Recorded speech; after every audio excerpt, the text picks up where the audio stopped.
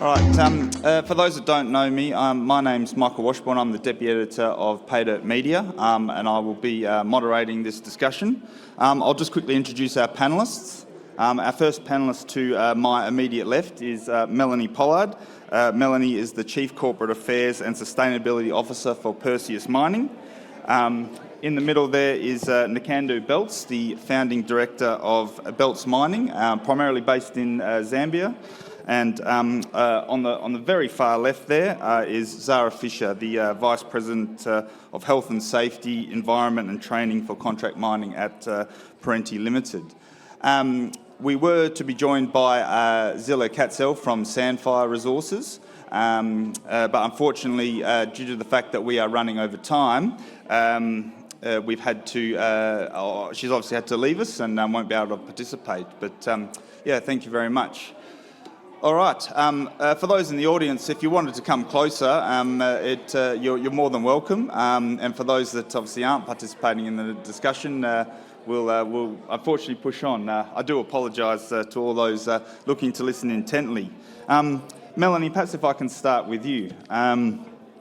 When we talk about local legacies and engaging with the community, it's obviously important to involve the local community. From a Perseus perspective, can you tell us a bit about how vital it is, the relationship that you have with the local communities that are around your established operations in West Africa? Thank you, Michael.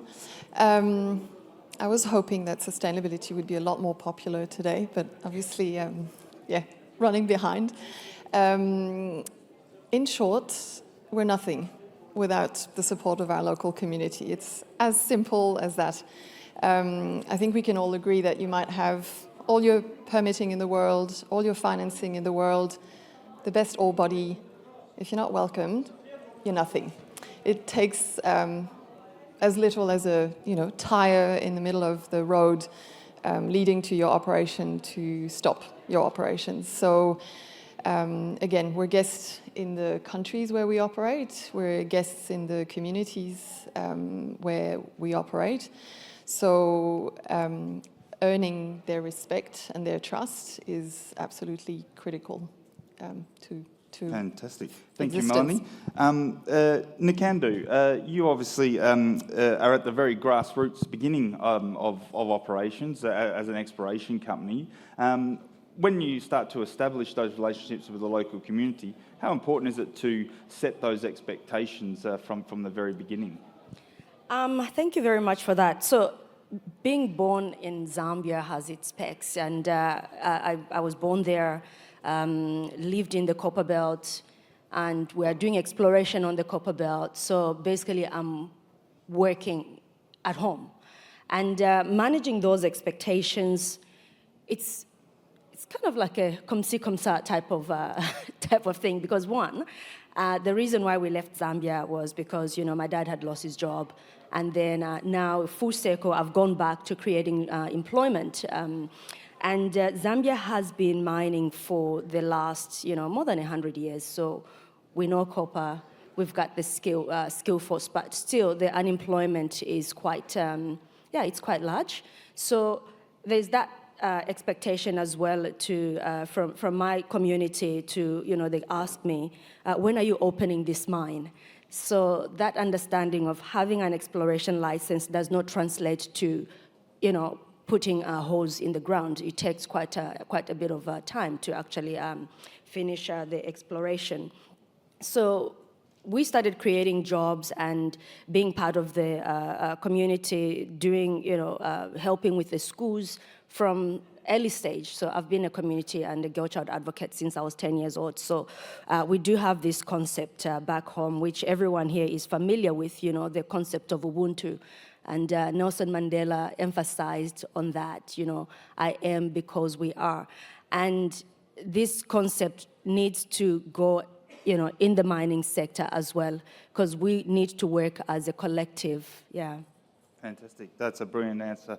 Zara, perhaps if I can ask you, Perenti being a contract miner with a significant presence across the whole of the African continent, I guess when new mines are established, one of the expectations of those local communities comes to jobs. Sort of, how does a company like Perenti approach that in ensuring that, the expectations that there might be work for some and maybe not work for the others? How do you address those sorts of concerns that often get raised? It's a great question. So yes, we've been operating in Africa for 35 years, numerous countries. At the moment, we're in 5 countries with 10 projects, and the recipe, I think, is pretty consistent, although obviously it will be nuanced to the needs of each local country and community. So we are always going to be working collaboratively with our client, with local government, with community leaders, to establish a plan for what that entry is going to look like.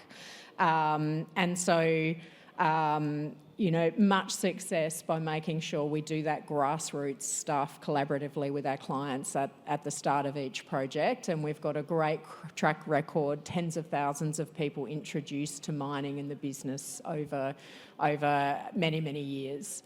And some fabulous success stories. One story, some of you may have had the opportunity to meet Bazzi, who is one of our team members.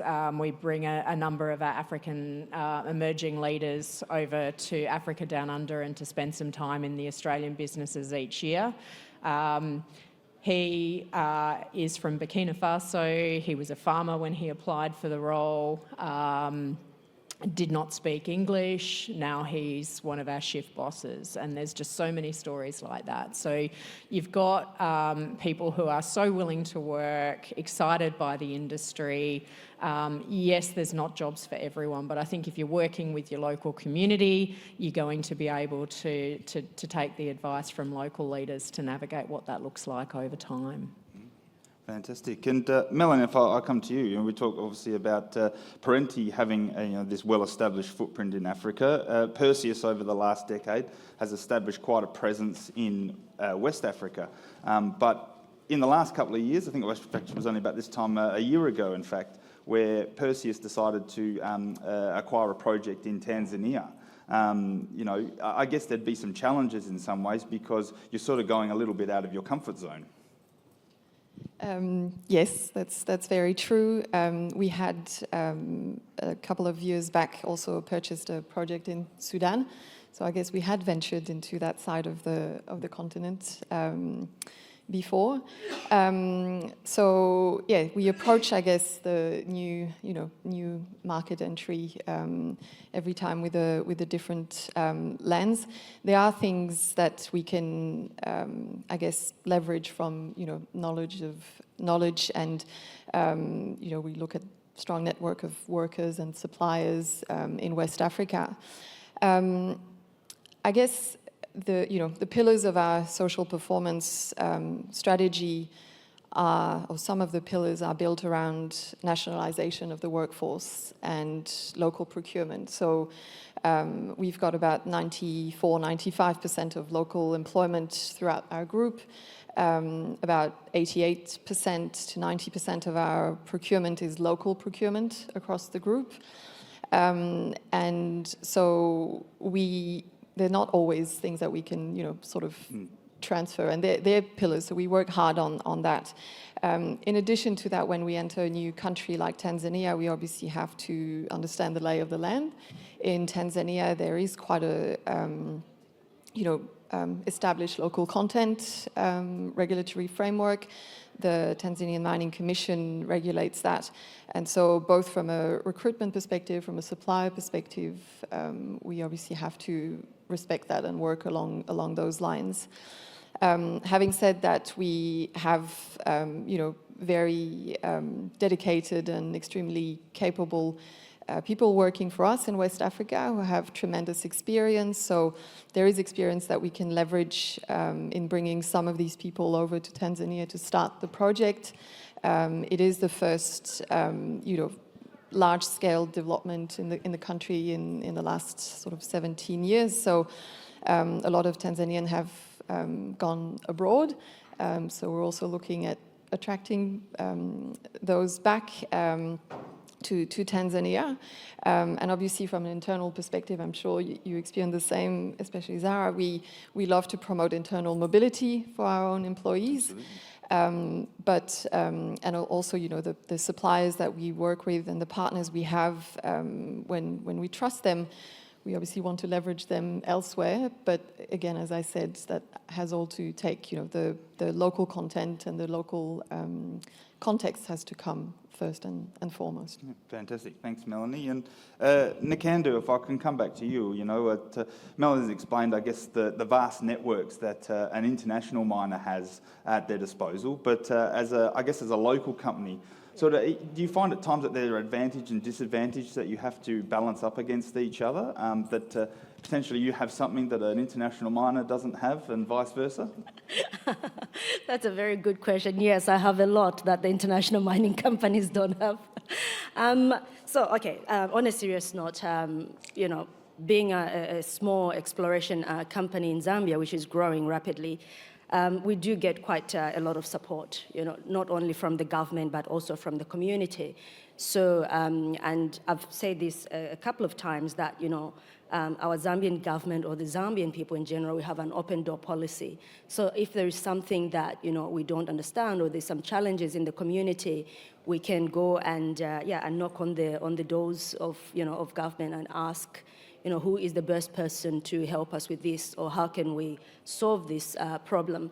But what I'm finding with the international companies that are exploring and mining in our land, like Melanie was saying, you know, we have to understand the local content and the lay of the land. A lot of the times, the people, they come and yes, there's money, but they are not engaging meaningfully with the locals. So building a school and a clinic is not enough, you know. Giving pads to kids, it's good, yes, but we need to have meaningful engagements. And one of the things is our local chiefs, right? So we've had companies that have come in and they've completely ignored the custodians of the land. And that in itself can have a massive drawback, because you can get your exploration license from the government, but the custodian of the land, you still need to get consent from them.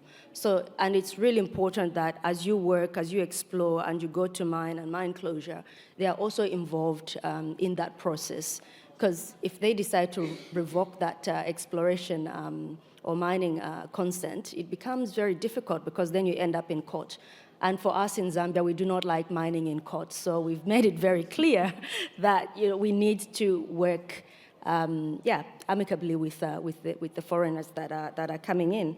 And the other benefit for me is that I speak the language. I speak 6 of the local languages out of 72, I think, and understand the culture. So I understand the Zambian culture and how we do business. And having lived in Australia for the last 21 years, and also done some work with, with government and other industries, I understand how it's done. So I've got best of both worlds. So I'm very, very happy with my life experience. Yeah, fantastic. Was it 72 languages, was it there? I think it's 72 languages. Yeah, wow. That makes us feel a bit one-dimensional here in Australia, doesn't it? There you go. Zara, if I can ask you, you know, just touching on what Nkandu was saying there about local content, you know, as a global business, you know, Perenti will need to put certain expats in certain roles to sort of help develop the local workforce. How do you manage that process of, I guess, phasing in and phasing out expat workers? Yeah, absolutely. So I think just to frame my answer a little bit, we have about 5,000 people enroll in Africa at the moment, and 92% of our workforce are local to the communities that the projects are operating in. So expat workers are really going to come in alignment with whatever our strategic workforce plan is. So what work do they need to do and support? And that work will largely be about capability building, coaching, and transferring knowledge to the local workforce. So best practices from Australia, Australian mining into Africa, and we've been doing that for many, many years. That will look much higher generally in the early days of a project or in a new region where we've got to build local capability and capacity.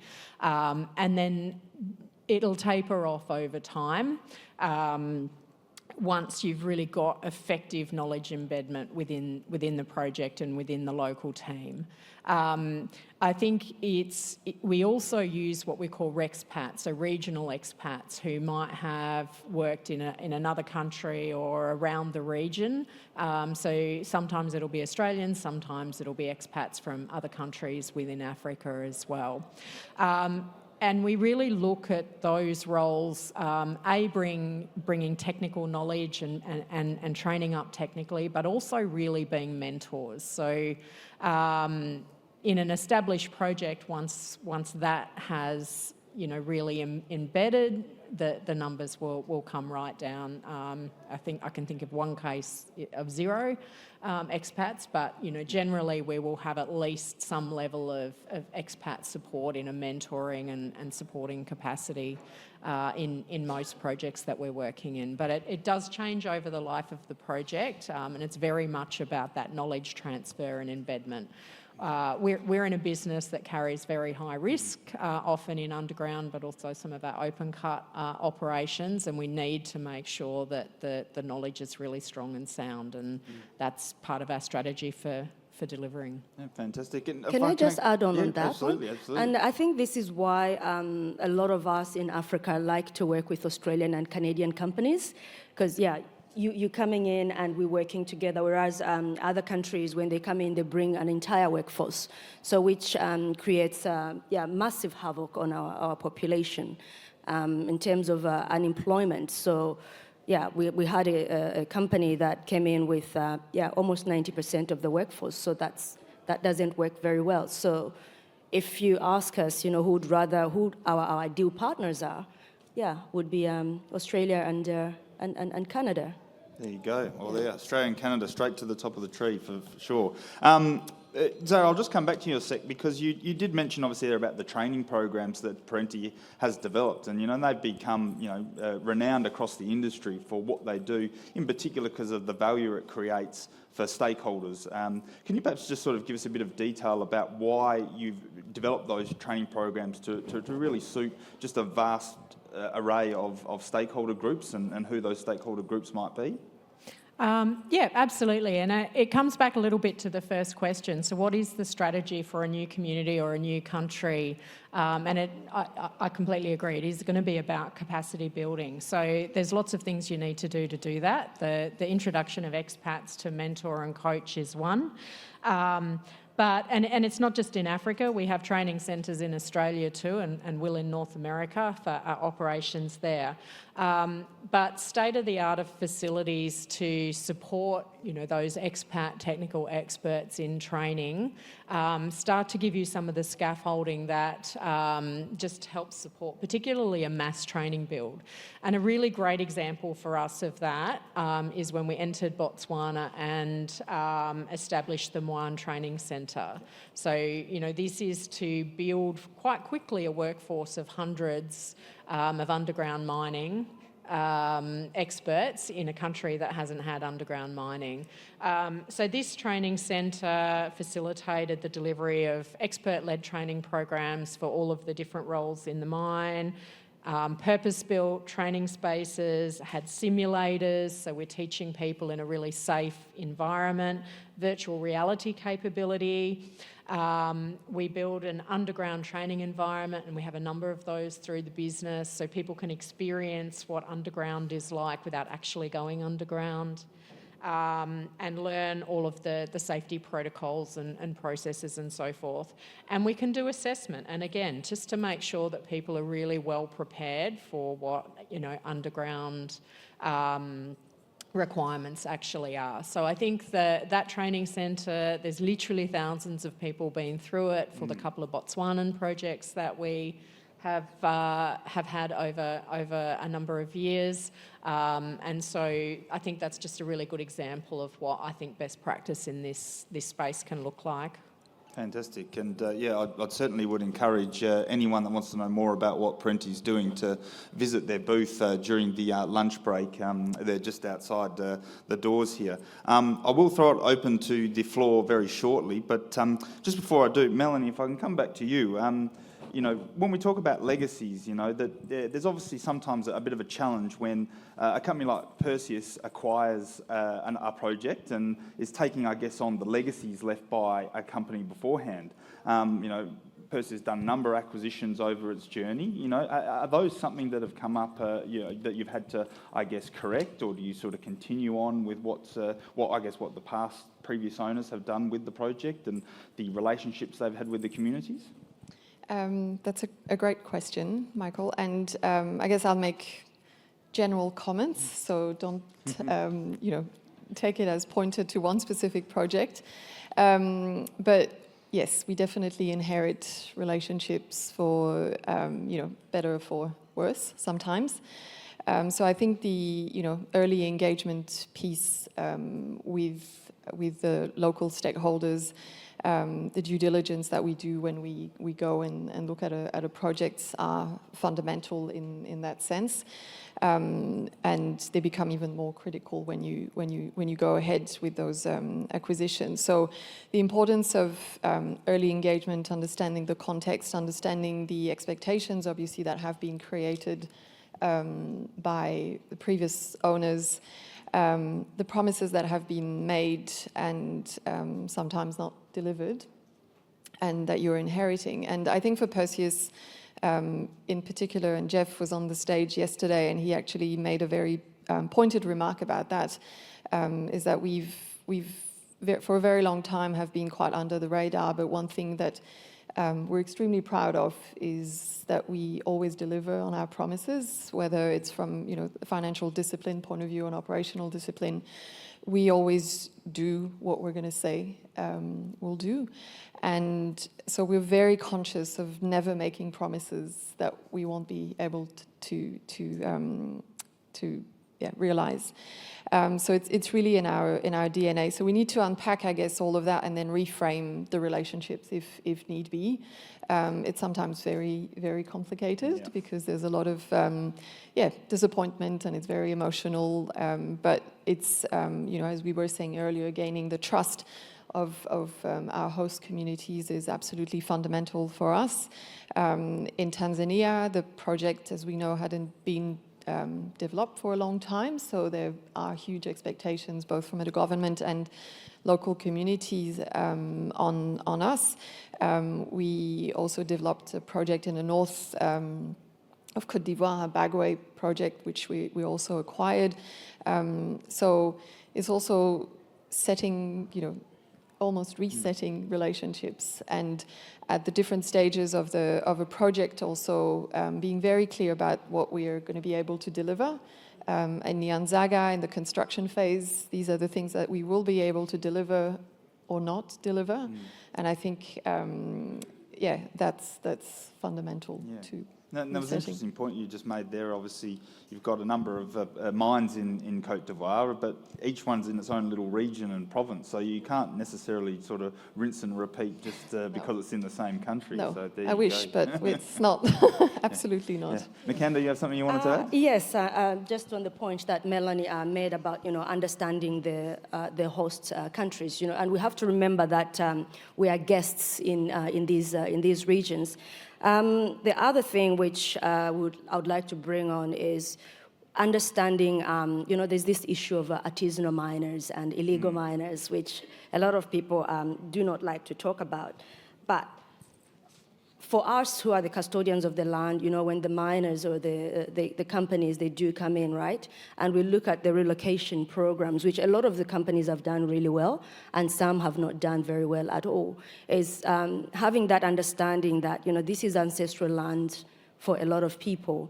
And when we move them, how do we move them with dignity? Because we may move them to a certain portion of a village, but that's not their village, so they have to be under a new customary traditional system altogether.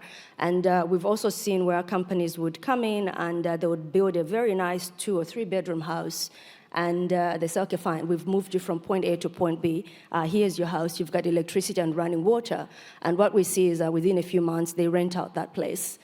They don't want to stay there anymore because, one, that's not their land. So it's, how do we actually, work with these communities and make that understanding that, yeah, this is for the greater good. And what happens after that mine has been closed? How do we behave as good guests? Yeah. Fantastic. All right. We've got some time for some questions. If anyone wanted to ask any, just raise your hand. We've got a couple in the front row. You can just introduce yourself to the panellists and let us know who you would like to direct the question to. Yes, thank you. I'm Charles Ochila, CEO of Globe Metals and Mining. We have a project in Malawi, a niobium and tantalum project. And I wanted to ask Nkandu, with regard to relocation, like you've just mentioned, we will develop our project in 2 phases. Do you think it's possible to relocate a portion of the community in the area in which you start mining and relocate the remaining portion later? Or what are your views on the impact that creates on the remaining portion of the community that have not been relocated? Oh, that's very tough. It's almost a political question. I wish the permanent secretary to the vice president was here to answer that. But I think, one, working very closely with government, because government, they have their own sort of frameworks on the relocation programs. But for us in Zambia, we also have the House of Chiefs. So it's very important not only to take, the top-down approach, but, also the other way around. Sit down with the people, talk to the people, eat their food. If you don't like it, say you're vegetarian, and get to know them. Knowing the president, and there's this thing where a lot of the companies come in and they go and meet the president, and then they go, okay, fine, we've shaken hands, we take a photo, and then we can go and do about the work. But that's nice, yes, but get to know the people. Make them your allies, because you will need them. And once you do that relocation program, like I was saying, Zambia, we've got 72 languages and different tribes. So if you move me from, my village there in Mansa, in Chunda, and then I have to go and sit in somebody else's chiefdom, we need to make sure that, that chiefdom, I'm welcome there. So understanding those dynamics are really important.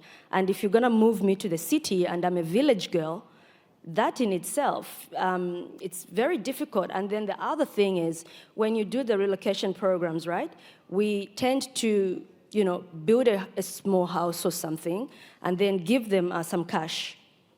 But it's very important to understand that for us in Africa, when you give me $5,000, it's not just for me. It's for the entire family and my extended family. So in 5 years' time, that 5,000 is going to be absolutely nothing. So I have lost my ancestral land. I've lost my land where I could farm and produce food, and I've been left poor. So all those things need to be considered when we are doing these relocation programs. Great answer, Nkandu, and great question, Charles. Thanks very much. I think Mzila's got a question as well for us. Thank you very much, Mzila Mtenjana from Minerals Council South Africa. We've been hearing a lot of the African governments talking about beneficiation almost as a natural step to mining, and in my mind, that's kind of elevating the level of expectations and scale of impact of mining. But quite often the conversations are at a community level, and in my mind this is building an expectations gap. What's your thinking in terms of just reconciling, a lot of what you've spoken about with meeting those expectations in terms of the level of development that a lot of African governments are expecting from one mine or a cluster of mines? And are you seeing, you refer quite a bit to the fact that, we as mine developers, we are guests, but we also dance partners. And are you seeing that treatment as a dance partner rather than just merely a guest and what you need to deliver? Yeah, I might start. Thank you. That's a great question, and a lot of different layers, I guess, in the answer there. dance partners. I love the analogy, and I think you'll find that it's a dance where both partners get to lead and follow at the same time, or at different times. Actually, it's not just cookie cut and set in their respective roles. So it's an interesting dance from that point of view. I think you're right in saying that there is the impact that we have at the local level, which is paramount, as I said, for us, because we're hosts in our communities, and our communities, very often make more than 50% of our workforce, for example. So we can't do without them, and it's our license to operate. As I said, we tire on the road and our operations stop. So there's the impact at the local level, but you're right that at a regional and national level, we have to also understand the expectations from local government and national government and work alongside their strategic priorities. I think it goes back down to the identity of the miners, so and the scale. Obviously, we can't, as Perseus, we're not as big as other players, so we can't promise the moon, but we're bigger than other players, so we can potentially do more. PPPs are extremely important, so your public-private partnerships. So in Côte d'Ivoire, for example, we partnered with the government to build the road near Yaouré mine, which is very close to Yamoussoukro in the center, the capital city. And it's delivered incredible benefits, and we're just still in the middle, about 50% complete now. But when I travel there, I can already see the benefits, both for the local communities, but from a regional perspective, and the government then in its own strategy around infrastructure improvement and all of that is supported in this respect. And I think the last comment I make is again around that constant engagement and making sure that, Nkandu mentioned artisanal small-scale mining, for example. We have a lot of what we would call illegal mining happening on our licenses, but it's only one aspect of the broader ASM piece, and I think engaging with government on that topic is also incredibly important.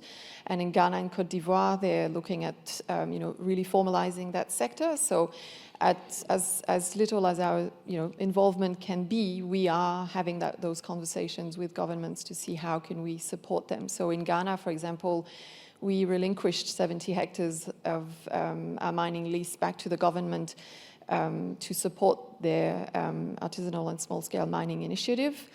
And so it's really making sure that you have that constant dialogue with all bodies of the government, whether it is health, it is education, it is infrastructure, and make sure that as much as we can at our level, we align also our sort of contribution strategies to the government strategies. Yeah, can I add on to that? So we do understand, that we are dancing partners, and even though we may be the custodians of the land, we understand that mining exploration is capital intensive. We can't do it alone, and it's very important that we do not start to create this nationalization type of undertone, because we've seen it hasn't worked in so many places. So we're seeing some companies, especially in my country, where others are doing quite well. And we've seen some revised reforms and people being held accountable. So if they're not doing the right thing. So yeah, it's a partnership. Sometimes it works and sometimes it doesn't work. But it's really important that we understand that we have a shared vision and we have a shared future. And it's how do we make sure that the host communities are getting the best out of this, and then our investors are also getting a return on their investment. Yeah. Fantastic. All right. We're very close to finishing up, but you've been a very loyal and attentive audience. So if you've got time for one more question, if anyone wanted to have a say. Give it to the other Michael at Paydirt. Hope your questions are as good as mine.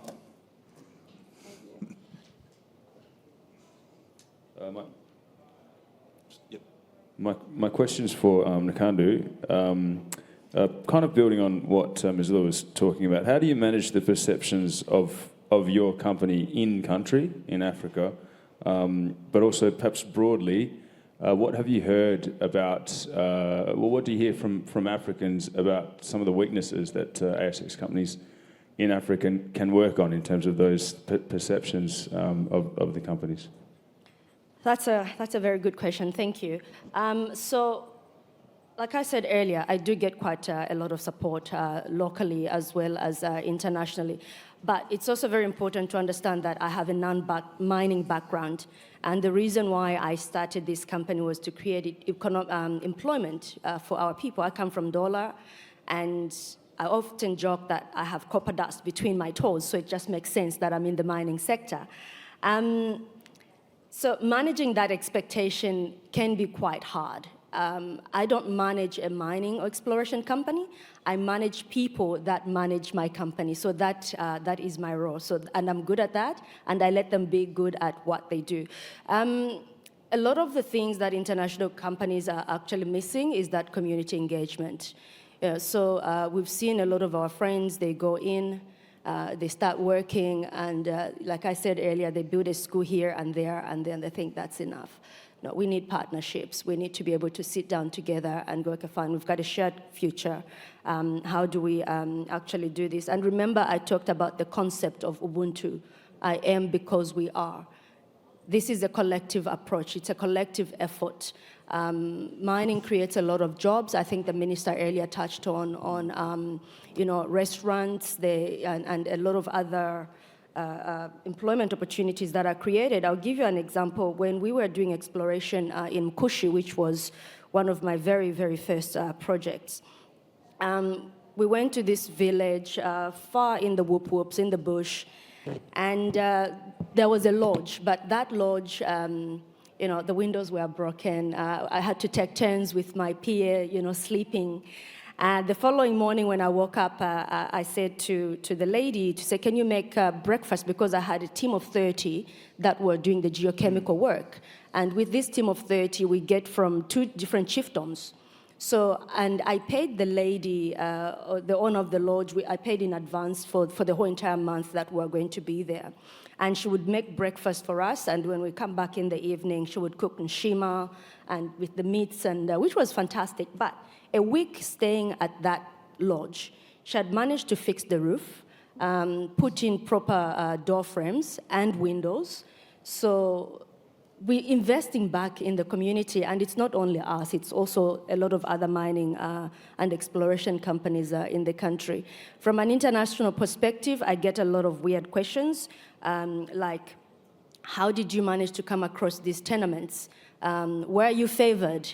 Who did you bribe, or who did you, and Zambia has got a very transparent system. We've got the cadastre system, which is online. You put in your coordinates, and if you have all your paperwork, you can lodge them, and then you wait. And if your application is good enough, you'll get your tenement. I'd put in about, a couple of applications, and I've got a couple of rejections. And out of those rejections, we've got 2 tenements that we're working on. And so far, science is backing us up. Fantastic. Thank you, Nkandu. And thank you, Mike. It was a great question. I don't think we compared notes, but that was one of my emergency questions, so well done. Ladies and gentlemen, unfortunately, we've run out of time. Can you please thank Melanie, Nkandu and Zara?